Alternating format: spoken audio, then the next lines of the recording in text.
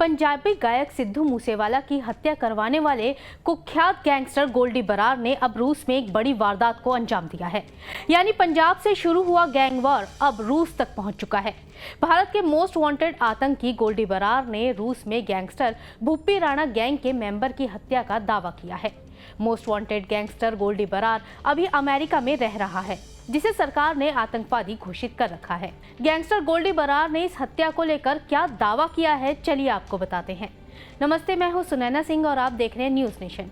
Gangster Goldy Brar ने एक post करके दावा किया है कि उसने अपने गैंग की मुखबरी करने वाले अजय राणा की रूस में बेरहमी से हत्या करवा दी है। अपनी पोस्ट में बरार ने दावा किया है कि भुप्पी गैंग के अजय ने उसके गैंग में एंट्री की और पुलिस को लगातार उसकी मुखबरी करता रहा, जिसकी वजह से उसके कई प्लान फेल हो गए।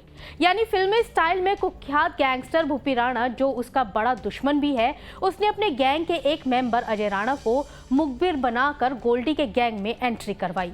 गोल्डी के गैंग में शामिल होने के बाद अजय उसके करीबियों के साथ घुल मिल गया और गोल्डी बरार समेत उसके गैंग के मेंबर्स की लोकेशन और एक्टिविटी को ट्रैक करने लगा और कई मामलों में उसने पुलिस को मुखबरी भी की, जिसके बाद गोल्डी बरार के कई प्लान फेल भी हो गए। गैंगस्टर गोल्डी बरार ने दावा किया है कि अजय राणा की रूस में उसके गैंग के सदस्यों ने बेरहमी से हत्या कर दी है। इतना ही नहीं, गैंग ने हत्या के बाद अजय राणा की फोटो भी सोशल मीडिया पर पोस्ट की है। हालांकि ये कोई पहला मामला नहीं है जब most wanted gangster Goldy Brar का किसी हत्या में नाम आया हो। इससे पहले उसका नाम पंजाबी गायक सिद्धू मूसेवाला की हत्या में भी आया था। तब भी उसने दावा किया था कि उसने ये हत्या करवाई है। सिद्धू मूसेवाला की हत्या के वक्त गोल्डी बरार कनाडा में था, वहीं से उसने मूसेवाला की हत्या की प्लानिंग की थी।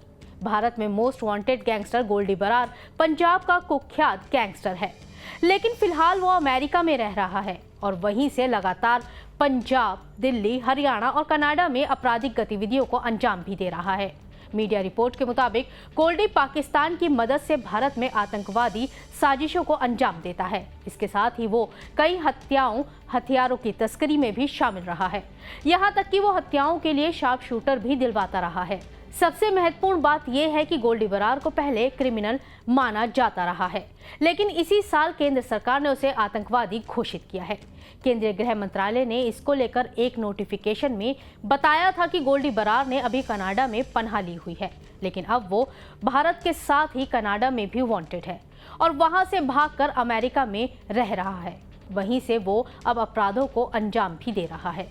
इस खबर के बाद अब ये आसानी से समझा जा सकता है कि भारत और कनाडा में वांटेड गैंगस्टर गोल्डी बरार अब कितना खतरनाक हो चुका है। माना यह भी जा रहा है कि आने वाले दिनों में दोनों गैंग के बीच खूनी गैंगवार देखने को मिल सकती है।